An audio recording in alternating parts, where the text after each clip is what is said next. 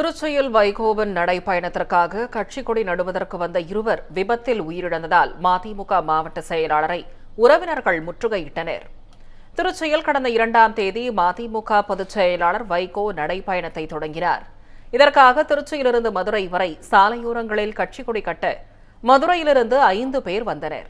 அப்போது பஞ்சப்பூர் பகுதியில் அரசு பேருந்து மோதியதில் சுரேஷ் கண்ணன் என்ற இளைஞர் சம்பவ இடத்திலேயே உயிரிழந்தார்.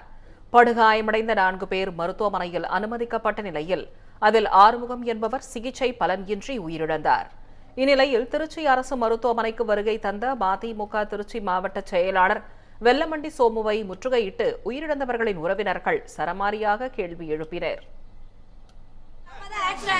நீங்க கட்சி கொடி ஊண்ட வந்தீங்க, அந்த வார்த்தையை மீன் பண்ணவே கூடாதுன்னு அவங்க சொன்னாங்க. நாங்க உள்ள உட்கார்ந்து கேட்டோம். போய் சொல்லி வாங்கன்னு அவசியம் இருக்கா? கொடி உண்ட வரல, எப்படி ஆக்சிடென்ட் ஆச்சு? ஆக்சிடென்ட் ராங் சைடோ எதுனால ஆக்சிடென்ட்? அது நீங்க பாத்தீங்களா? 6 பேர் வந்து போதைப்பொருள் நடு ரோட்ல நின்னு நீங்க பாத்தீங்களா சார்? நீங்க பாத்தீங்களா? நீங்க பாத்தீங்களா? போதைப்பொருள் நடு ரோட்ல நின்னு ஆக்சிடென்ட் ஆயிடுச்சா? ஹைவேஸ்ல மேலும் பாதிக்கப்பட்ட குடும்பத்தினருக்கு உரிய நிவாரணம் வழங்க வேண்டும் என்றும் உறவினர்கள் வலியுறுத்தினர். பார்த்துட்டு வந்து நீங்க கொடி ஊன்னீங்க, நீங்க வந்து சொல்லக்கூடாது. நீங்க ரோட்ல தற்செயலா போனீங்க, ஆக்சிடென்ட் ஆயிடுச்சு, அந்த மாதிரி தான் சொல்லணும். நீங்க கொடி ஊன்னீங்கன்னு சொன்னா உங்களுக்கு எதுவும் இல்ல, நீங்க வந்து கொடி ஊன்னீங்கன்னே அதவே மீன் பண்ணவே கூடாது அப்படின்னு சொல்லிட்டாங்க சார்.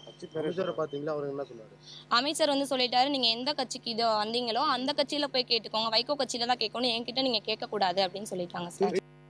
இந்த பண்டிகை நாட்களை முன்னிட்டு வில்லா மனைகளை முன்பதிவு செய்து ஸ்டாம்ப் டியூட்டியில் 50% வரை தள்ளுபடி பெறுங்கள். Premium villa flats across Tamil Nadu from 4.5 lakhs to 3 crores. Bondeyar G Square. For details call 8939750009.